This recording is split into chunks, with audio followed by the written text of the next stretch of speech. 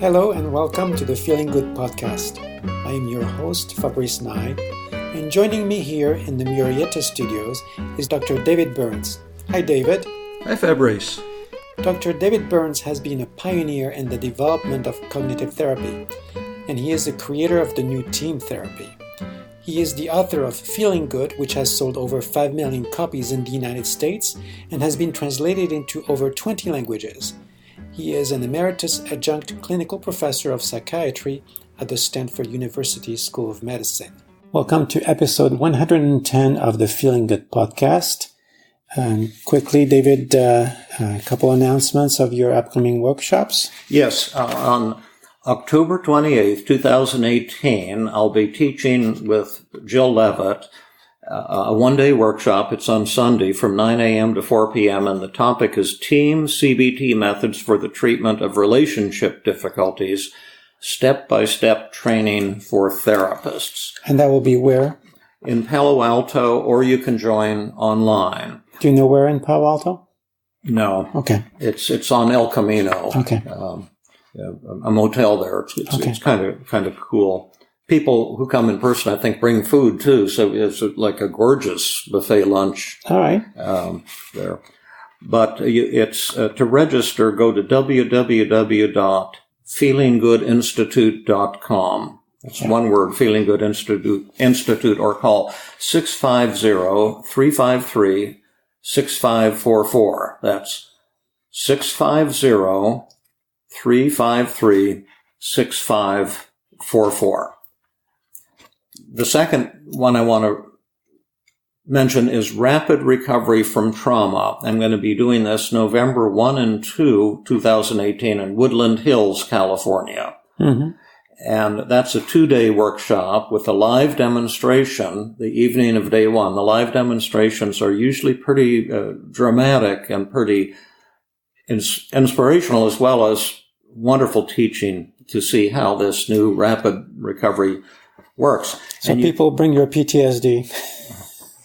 Yeah, people who've had trauma or are depressed, anxious. I'll work with a volunteer from the group who's been struggling. And to register for this one, you can call 800-258-8411. Mm-hmm. That's 800-258-8411. Or you can go to www.iahb.org, I think it is. Yeah, it's .org, yeah. Yeah. And then in November 29th and 30th, 2018, in San Francisco, I'm going to give a workshop for PESI, P-E-S-I. Yeah. That's a new group for me to work with, and it'll be called Treat Anxiety Fast. That's another 2-day workshop, and there will be a live demonstration the evening of day one. Someone from the audience who's struggling with, public speaking anxiety or whatever.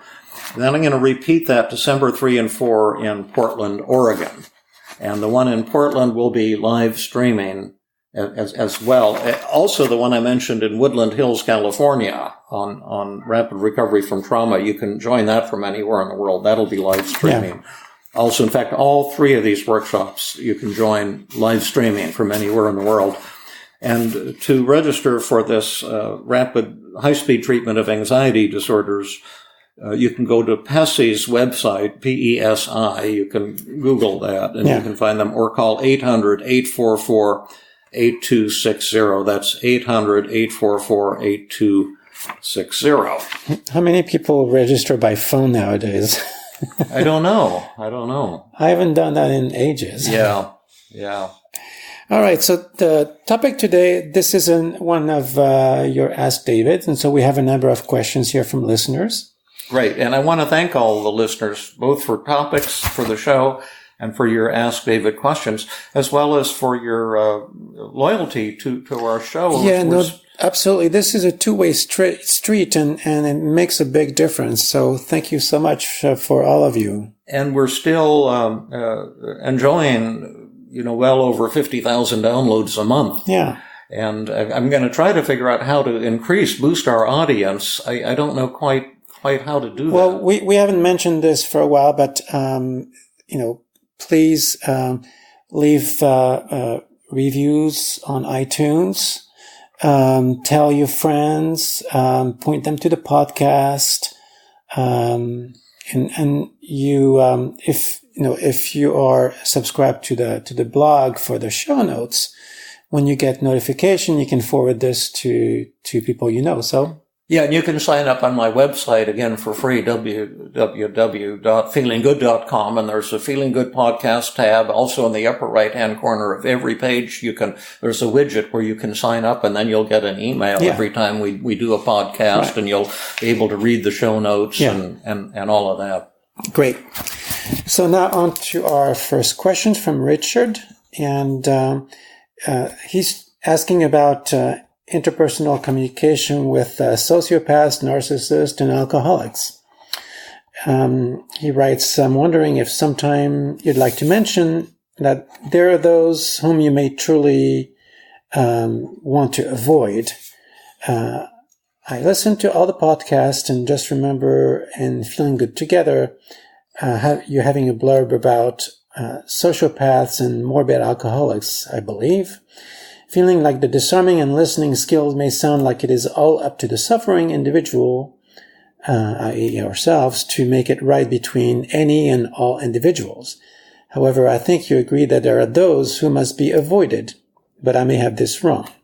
So what would you say to Richard? Well, that's a great question, Richard, and thank you. And you're absolutely right. There's no rule that says we have to try to get along with everyone in the world, and there are people who you might decide you don't want to, or it's not a good idea to try to get close to this person. What if this is your spouse? You always have a choice. We call interpersonal decision making. Anytime you have a conflict with anyone, it could be your spouse or a neighbor or a stranger, and you really have three choices. One is to work to improve the relationship. A second choice is to leave the relationship. And a third choice is to stay in the relationship and maintain the status quo. Yeah. And maybe try to feel less upset about it. Yeah. And I don't have, a strong rule for telling people who you should or shouldn't try to get along with. You mean you don't think that most people should try to improve the relationship? That's up to the person I'm working with. I gave up thinking I knew what other people should do with their lives a long time ago. But how do they make that decision, of working to improve it or not? Usually the person knows what they want. But if they don't know, I have in my psychotherapy ebook, and also in my book, I think, Feeling Good Together, something called interpersonal decision making. It's a 4-compartment analysis. Like you create your options. Like one fellow was in a marriage and he was really clear that he didn't want to work on getting close to his wife because he did not love her, but also he didn't want to leave her because then he thought all of his friends would look down on him and reject him. And so we did this kind of 4-compartment analysis, interpersonal decision making. What are the advantages and disadvantages of staying in your marriage and trying to improve it? What are the advantages and disadvantages of leaving? And it turned out that the disadvantages of both options were overwhelming. So it was what you call a can't-win situation. He thought he was doomed if he stayed in his marriage, doomed if he left. And then the thing that was helpful for him was to see that some of the disadvantages were actually based on distortions, cognitive distortions. Like I had him do an experiment to see, is it true that all of your friends would reject you if you left your wife, if you got divorced?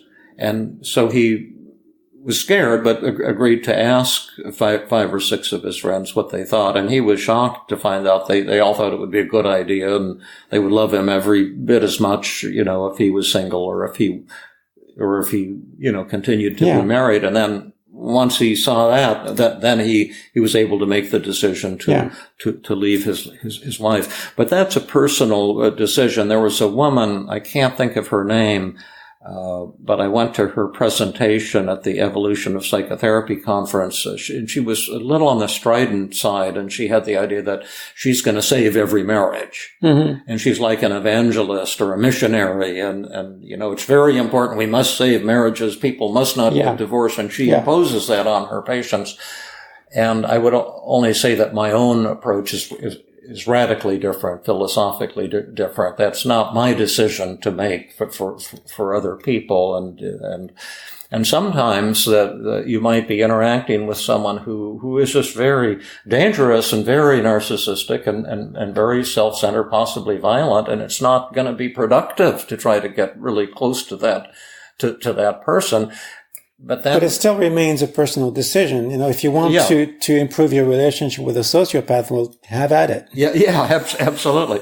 And if you decide to leave, though, I think one of the points is it's even more important to use the 5 secrets of effective communication. Because that way you can get out, maybe without getting killed by that person. Yeah. You can use these techniques not to get close to someone, but to manipulate them. And some people say you should never manipulate other people, but that's one of those rules that I think can be broken. I think sometimes it's intelligent to manipulate other people to save your life. And stroking and disarming technique are some of the most powerful ways to avoid conflict when you're trying to break up with somebody. Yeah. Well, I would say this probably answers the question. Good. We have another one here from Dave, and from Dave. Yeah. Okay. He says, I have a question you might like to address in a future podcast. So now, almost all of the cognitive techniques are directed towards clients who suffer from negative emotions, such as anxiety, lack of self-esteem, depression, etc. The cause is almost always cognitive distortions that undermine the client by framing their actions and feelings in a negative light. I'm a loser, I'll never make friends, and so on. But what about positive cognitive distortions? That is, when a client's thoughts cause them to overestimate their abilities, attractiveness, likelihood of success. For example, I'm better than everyone else. Anyone who criticizes me is an idiot. Motivating yourself to perceive yourself as better, more capable, more confident than you first thought is much more appealing than motivating yourself to perceive yourself realistically as less capable than you imagined. I hope this question makes sense. So yeah, well, that's just thank you, Dave, for that. That's another really cool question. It's and you're right. There are positive distortions, and the topic has fascinated me for years. In fact, we had a podcast on this, positive distortions, early in our series, and it's fun to come back to it now because in my new book, Feeling Great, I'll be talking about techniques to smash each of the 10 cognitive distortions, like overgeneralization, all or nothing thinking, should statements, self-blame.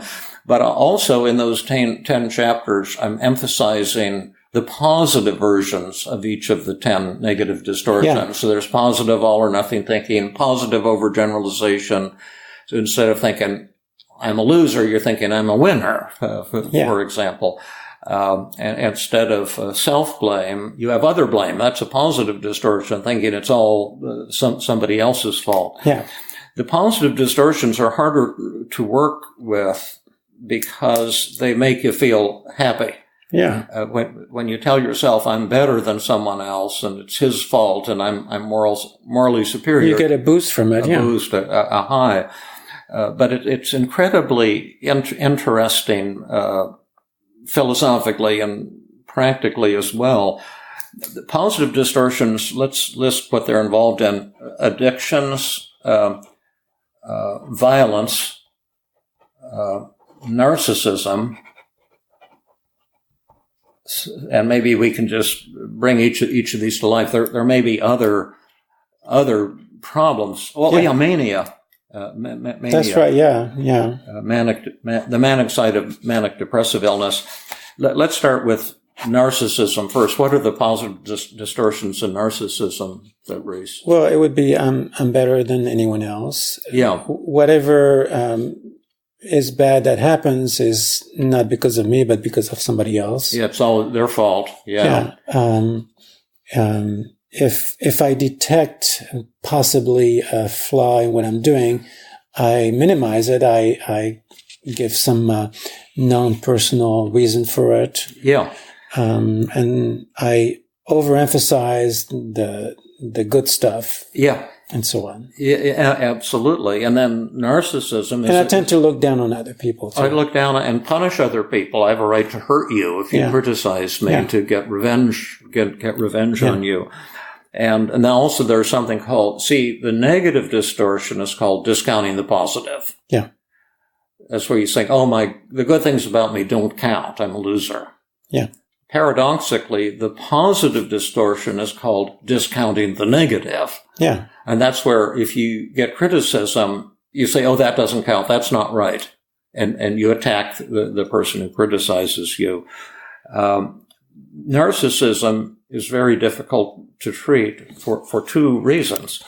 The first reason is that the narcissism makes you feel good most of the time. It feels good to feel superior to other people. And the other reason you mentioned before we started the recording is that narcissism tends to work. People who see themselves as gurus or superior to other people, they go around attacking others and saying how great they are. There's something attractive to people about that. Yeah, they'll find their sycophants. Yeah, and so they get surrounded by people who keep yesing them and who are afraid to challenge them or criticize them. Yeah. So we see a lot of that in the world. We won't name names. We don't want to create political problems here for ourselves or for others, but you see it in American politics and politics worldwide. I mean, Hitler made his career off of telling people, you're the chosen people, you're superior to others. Yeah, he created a nationwide positive distortion. Yeah, absolutely. Yeah.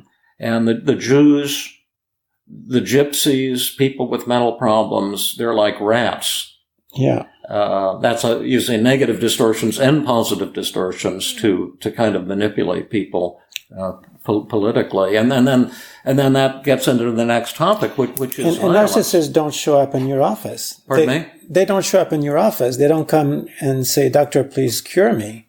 Yeah, I've treated large numbers of narcissists in my practice. I get along wonderfully with them because I'm narcissistic, and so I know how to deal.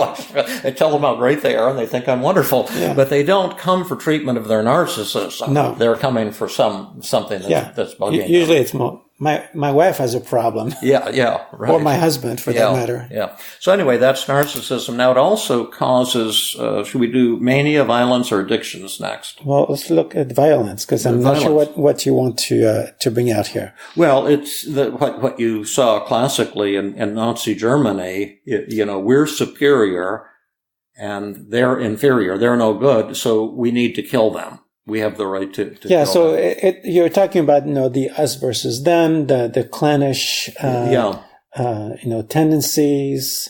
Right. But also you see it in, say, marital violence. The person who's perpetrating violence on the other is involved in a lot of cognitive distortions. Yeah. Like, this is your fault. You shouldn't be challenging me. I'm very special. I have the right to punish you. Yeah. Stuff like that. Mm-hmm. If you look at the thinking of someone who's violent, you'll see tons of positive distortions. Yeah. In fact, blaming another person, that's the main cause of marital problems. You think it's the other person's fault. And that is a positive distortion because you're seeing yourself as much more special and innocent than you are and hiding from your eyes your own role in the problem. Yeah. No, that's the shadow. Yeah. And then it plays a big role in addictions. Yeah. You're tempted to get drunk or to overeat or to do whatever your addiction is, to buy some stuff on sale, and we've got the all of all or nothing thing, and it's going to taste so good, And then you discount data. You say, I'll just take one little bite. That can't hurt. Yeah. Well, is that a true or false statement? See, that's a positive distortion because you're discounting the fact that you told yourself, I'll just take one little bite about 5,000 times, and you never ended up with one little bite. Another distortion is, well, I can stop anytime I want. Yeah, and absolutely. And then magnification. Oh, it's going to be so wonderful, to get stoned or to eat that glazed donut. In fact, I love glazed donuts. And the minimization. Yeah. Oh, it's no big deal. Yeah, right. The thing with addictions is they do have, pretty much really big consequences most of the time. So this is the hurt that brings people to treatment. Oh, yeah, absolutely. And then mania is all caused by positive distortions. Well, won't say it's caused by, but it contains, and a lot of the mania is mediated by positive distortions, and people just suddenly think they're the greatest. Yeah. And start doing wild things without regard to the consequences, spending money, maybe, driving down the highway at 100 miles an hour, thinking it's a wonderful thing to do. I had a patient, I think I might have mentioned on a previous podcast, but she had her first manic episode in downtown Philadelphia. She was going past a press conference. The mayor was on the city hall on the front steps giving a press conference. There were cameras there. And she suddenly had the idea that she had a plan for world peace that everyone would be fascinated by. So she burst into the press conference, grabbed the microphone from the mayor and started shouting that she had a new approach for world peace. And she was surprised when the police came and arrested her. Exactly. And then instead of putting her in jail, they realized she was manic and took them to the university hospital for involuntary admission. Mania is really strange. There's this complete lack of self-evaluation. I had like this client I just couldn't work with, who would bring to me his thesis about, I forget what it was, how to save the world by using the ancient text that showed that there was some wisdom that nobody could really understand except him, and he needed to publish this, and I had to use to help him publish it. It's like, yeah, absolutely. It's really incredible. And if you've never seen mania, it's a true psychotic condition. The person is out of control and generally needing fairly powerful medications to bring them down. You can't reason with them generally because it's just so intoxicating. And then I think a last thing I would say is there's probably some benefit to positive distortions, like when I was doing my research fellowship, I was kind of into positive and negative distortions in my own life, and I was doing this research on brain serotonin metabolism, and I would kind of read other people's research and think that's it's just shabby. They don't know what they're doing. Their research is crappy. And then I would think about what I was doing and say, oh, this is going to be great. This is going to be the greatest thing ever. And so I was working like 60, 80 hours a week. It was like a roller coaster going up and down. If I thought this is going to succeed or this is going to fail, my emotions were all over the place. But it created tremendous drive. Mm-hmm. And I eventually, won this incredible research award for that research that really put my career on the map. And so positive distortions, it's kind of a slippery slope because they can motivate you to accomplish a tremendous amount. Yeah, no, exactly. So that's a lot more tricky. Maybe we'll do a specific episode just on that. Okay. All right. Next is from Julia. Julia, Julia. And she says, when I do my daily mood log, I often come up with a long list of distorted thoughts. I've been feeling more or less depressed for most of my life. Then I use the reframing exercise from your team approach, finding the distortion and picking one belief and start refuting it. All of this takes much time, sometimes more than 2 hours, and I simply run out of energy before I have even finished questioning one of the distorted thoughts. The next day I feel depressed again, but I am plagued by different thoughts than the ones from the day before. So I don't want to continue working on yesterday's daily mood log, so I start a new daily mood log, and the whole process starts again. This leaves me frustrated and with the impression that this process could be so much more efficient if only I knew what I was doing wrong. I would greatly appreciate any advice you have on this. I have maybe 3 things to say. You may have some ideas too on this excellent question, Fabrice. The first thing I want to say is I commend you, Julia, for the hard work that you're putting in. You're probably putting in more work than you should or than you need to, but I've never had a patient who worked hard the way you are who didn't eventually achieve his or her goals and recover. Yeah. So although you're kind of exhausted and burning yourself out, the direction you're going in is extraordinarily admirable and will pay off. And in addition, it sounds like you're a super bright person because you're incorporating techniques from the podcast, the positive reframing techniques, working with distortions, talking back to negative thoughts. So point number 2 is that sometimes when you're kind of stuck on your own, a consultation, a little bit of therapy with an expert can sometimes save you tremendous amounts of time. And there are a lot of people available at the Feeling Good Institute. They're doing a lot of telephone or media therapy now. If you're in California, in the Bay Area, we have the brilliant Fabrice right here, sometimes open for business. I do sometimes some video therapy. Yeah, or in person if they're if they're local, here, and they can go to your website. What's your website? At the moment it's down, so I won't even mention it. But how would they go to Psychology Today, psychologytoday.com, and then they'll find you at psychologytoday.com. Yeah. And then another thing is that when I'm working with somebody, I don't jump to new negative thoughts each session.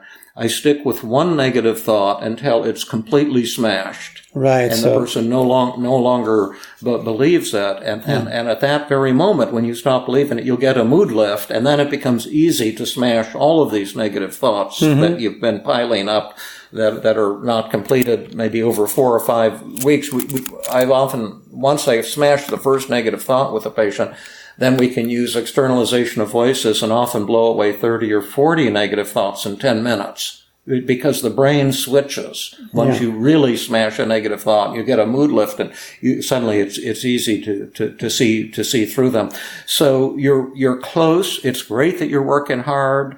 I've often told my patients, the most that you should do is, 30 to 60 minutes a day on these things. And then the last thing I would say to you, maybe we can't do therapy through this medium, but if you were to send me one of your negative thoughts in an email, then perhaps Fabrice and I could model 5 or 10 ways to crush that thought. Yeah, and if you're doing something wrong, we might recognize too that the way the negative thought is set up needs to be modified a little bit so you can really smash it. Yeah, that's a good idea to really help people refine the approach. Yeah. Oh yes, and also my new book should be helpful. It's not available quite yet, but that's what I'm trying to do is put all the fine points in the new book. How you can really make this work for you. Do you have a target publication date for that? No, I'm trying not to because I'm still getting creative ideas. Even in the last day, I've had 2 or 3 really, what to me seem creative, exciting ideas, things I want to include, and I don't want to get it to a publisher, although one of the publishers sent somebody to hike with me yesterday. Actually, a really awesome guy lives up in north of San Francisco. And he's the kind of guy I might like to work with because he'd really work with the book to turn it into something hopefully amazing that would really be helpful for people. But I want to just put my energy into having fun creating the best tool I can for everybody, and then we'll put a deadline and tell you when and how to get it. Okay, great. Here's a question from Omhur. He says, although I am not officially diagnosed by a psychotherapist, I have been dealing with OCD for maybe 15 years. He says he's 26 years old. It changes clothes like a person. I'm not sure what he means, but he says, some rituals disappear over time while new ones pop out. So the OCD changes clothes, yeah. As you may guess very well. Over time, I managed to drop some of those rituals, such as stepping in every room along the hall, turning on and off the lights, washing my hands almost 30 times a day. However, for 6 to 7 years, I have been dealing with, quote, reading OCD. I pick up a book from the shelf and I start reading chapter 1. Here he goes. I obsessively reread every word, sentence, and sometimes the entire paragraph to ensure that I correctly understand and remember what it says. It takes away my pleasure in reading a good book. When I was a child, I had no such problem at all. There are plenty of articles on the internet, and they recommend applying the ERP method. It's exposure and response prevention. Yeah, exposure and response prevention. I have the anxiety that I would be lying if I said I have read the book if I had refused to obey what my OCD demands. Anyway, I know you understand what I'm talking about. Is it possible for you to do a podcast on, quote, reading OCD? Great. Thank you for that wonderful question on reading OCD. And I have a number of things to say.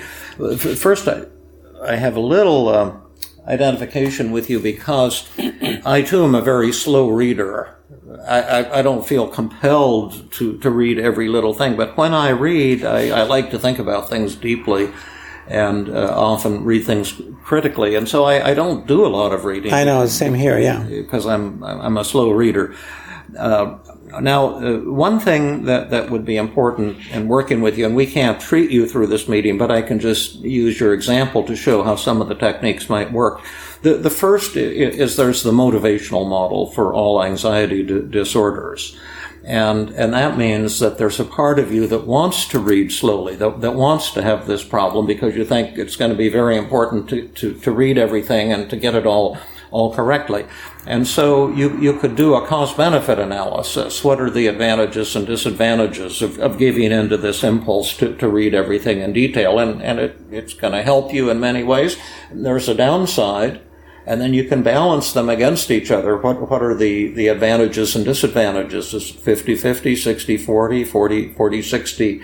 And I would only work with you if the disadvantages of this problem outweighed the advantages. You'd have to convince me that you really want help with this. You really want treatment with this.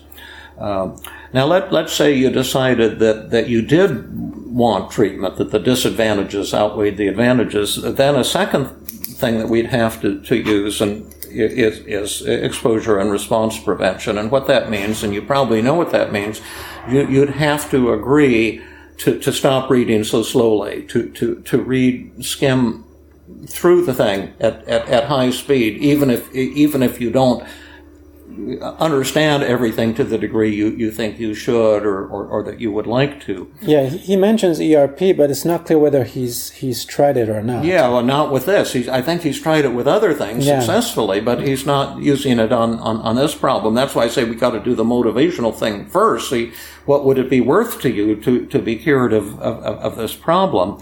And are you willing to pay the price? Because what will happen is you'll get much more anxious and immediately. Once you stop the fast reading, you'll freak out and, oh my gosh, somebody will challenge me on that I didn't understand it correctly, and that will be embarrassing.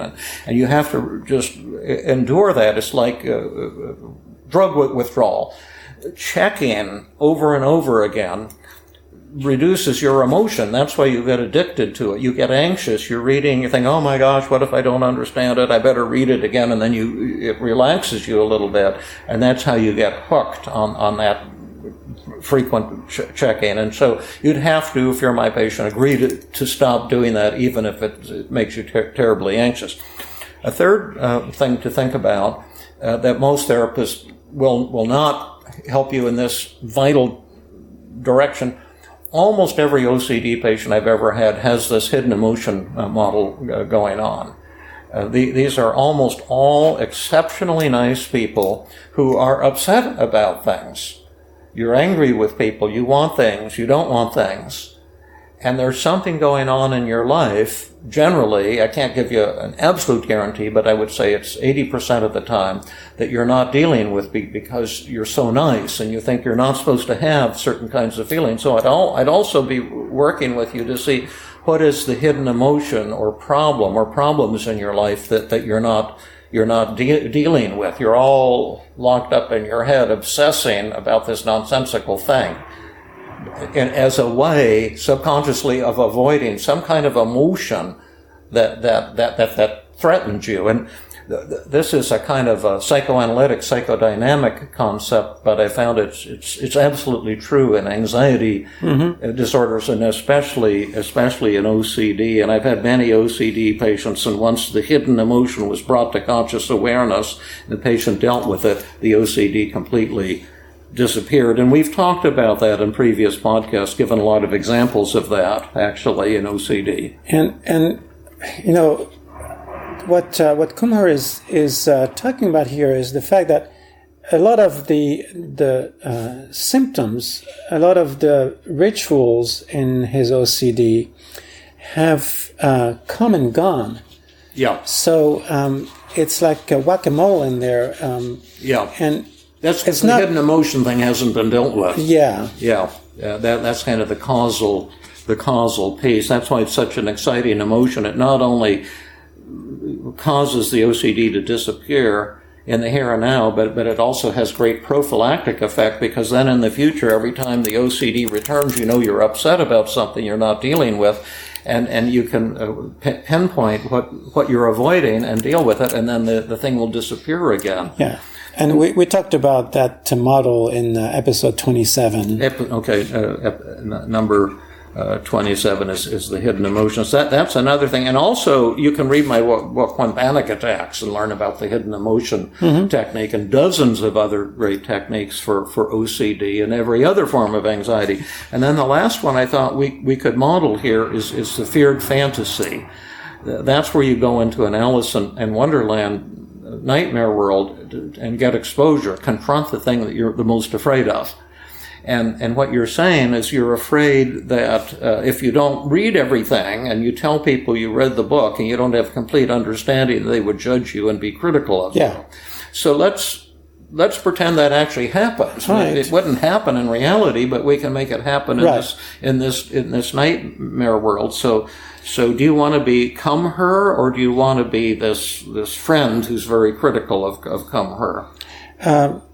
I'm good at being critical, so why don't I do that? Okay, I'll become her. Hey, Fabrice, I just read this book on blah, blah, blah, and I kind of skimmed through it, may not understand it completely, but I was kind of excited about it. Well, actually, did you read the paragraph on page 16 where the author exposes the main thesis? No, I think I missed that one. Tell me what the main thesis was. Well, obviously, you didn't read the book very well. No, I just skimmed through it really quickly. Yeah, well, that's really terrible. You know. Is it terrible? It is terrible. Yeah. You never met a person who skimmed through a book?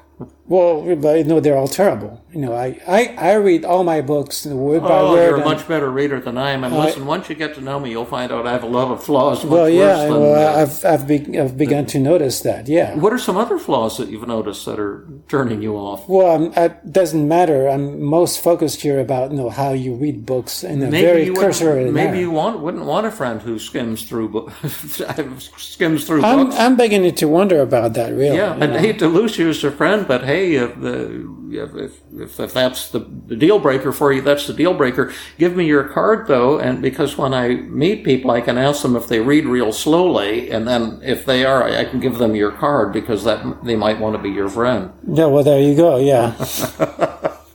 So what's the point? Well, the point is that you're using the acceptance paradox at every step here. Yeah, and who looks like the goofy one? Well, I do. Yeah, and then it's just a way of saying you want. And then should we do a quick role reversal? Sure. That's what I would do with a patient. And now I'll be the friend and you become her. And, could I talk to you for a minute, Omhur? Yeah. I learned through the grapevine that you read this book and you just skimmed through it and you didn't really focus in on all of the details and the footnotes. That's absolutely right. Yeah. Yeah. Well, I read books very, very thoroughly, far more thoroughly than you. Oh, I'm so happy for you. That's great. I know we need people like you. Yes, but I don't hang out with people who skim through things. Well, obviously, you're hanging out with me right now. Well, I'm just here to tell you that I reject you. Okay, all right. Well, it's good to know. I don't want to waste your time. So who won?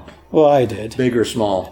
Huge. Yeah, huge. And so anyway, that's called the feared fantasy technique. Yeah. And there are many other techniques as well. And one of the things I love about TEAM, not only is it a beautiful structure for therapy with the testing, empathy, agenda setting, and methods, but in the methods, we've got 200 techniques really drawn from many schools of therapy, and so we just have a tremendous richness there for helping you Omhur with your OCD and as well as depression and all of the anxiety disorders. Yeah. All right. So this last one here is it's not an email. This is a review that I found on iTunes, and I have to say I really dug into our iTunes review to see if there's anything that needed responding to, because the vast majority of them are very positive, which is what this particular listener mentions. But I wanted to respond to it. So this is, we don't know this person's name, but this is a Land of Lincoln listener, so listener from Illinois, I suppose. From in the city, from Land of Lincoln, Nebraska? I thought Land of Lincoln was Illinois. Oh, okay. Well, okay. Yeah, that's right. Yeah, okay. We don't have a name here. And so here's what he or she is writing. I was surprised to see all the 5 stars this podcast received. I like David D. Burns, MD, and have read Feeling Good many times over the past 30-some years. Oh, wow. Thank you for that. So this is somebody who's really into your material. I've gone through a half-dozen copies of the book because I wind up giving it away. It's a great book. His other books are good too. He must have a very good editor. I'm sure you do. Well, the editor on that was my wife, actually. Okay, and she was great. And then Maria Guarnaschelli helped a lot, too. Yeah. She was at the publisher and kind of showed me when I brought the book to her when they bought it. And then she said, come to New York and I'll show you how to revise it. She said, the first thing I want you to know is your book is long and boring. So you got to rewrite it in a way in English that people will be able to understand. So continuing, in the podcast, he repeats the very same stories over and over of people not listening to each other or responding angrily, etc., and how that inhibits good communication. Also, when he talks about solving problems, I feel that he suggests that the troubled person becomes someone else. To paraphrase, he calls it to lose the ego and be reborn. This is extremely challenging because it asks a person to doubt everything, to ignore their knowledge or wisdom, and to passively go along with everyone's ideas. For someone who may have endured abuse, disrespect, shame, this, quote, tool that Burns offers would do more harm than good. So I think that this listener is referring to the 5 secrets and maybe particularly the disarming technique.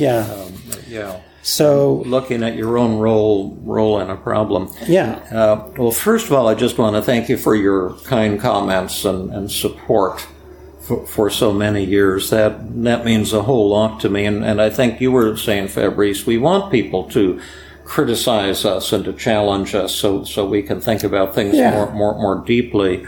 One of the things, if this person wrote and gave an example, using the relationship journal. Yeah, of course, here's what someone said to me, and here's what I said next. We like to deal in specifics. Yeah, we could really bring this to life. But I would say on a general level that all the things that I teach and that we teach have kind of a healthy edge that will bring you to enlightenment, to joy, to love, to great relationships with others. But if they're misused or misunderstood, then they will backfire and have a very bad effect, a very negative effect. And I think this person respectfully is involved in a very common misunderstanding of the things that I have taught and that we're trying to teach in the 5 secrets. When you're doing the 5 secrets, one of the tools is I feel statements, where you're becoming a more genuine person to share your feelings with the other person. So the idea that you should become someone else or should become phony, or that you should let other people walk all over you and take some kind of a submissive role in life as the beaten down person is not at all what we're talking about or what we're intending. But sometimes when you teach something, you're using words, and then people attribute their own meaning to those words. Yeah. And they think that you're referring to something quite different from what you're trying to teach or what you're trying to say. And so I would view this comment as the beginning of a dialogue, really, and to say, let's look at some examples and work together. That's about the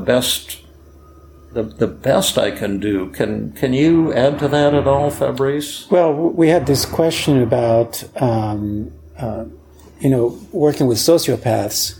Yeah. And really, you cannot overemphasize the interpersonal decision making, which is, do I really want to be closer to this person? Yeah. Is that, do I want to be close to somebody who beats me up? Yeah. Do I want to be close to somebody who abuses me? Someone who's totally absorbed in themselves. Do I want to be close to somebody who doesn't care about me? Yeah, exactly. And that's not something we've ever advocated. No.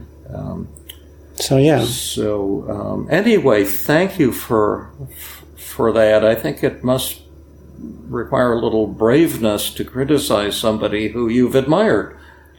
Yeah, and especially to leave a review on iTunes, it's not as easy as just shooting an email.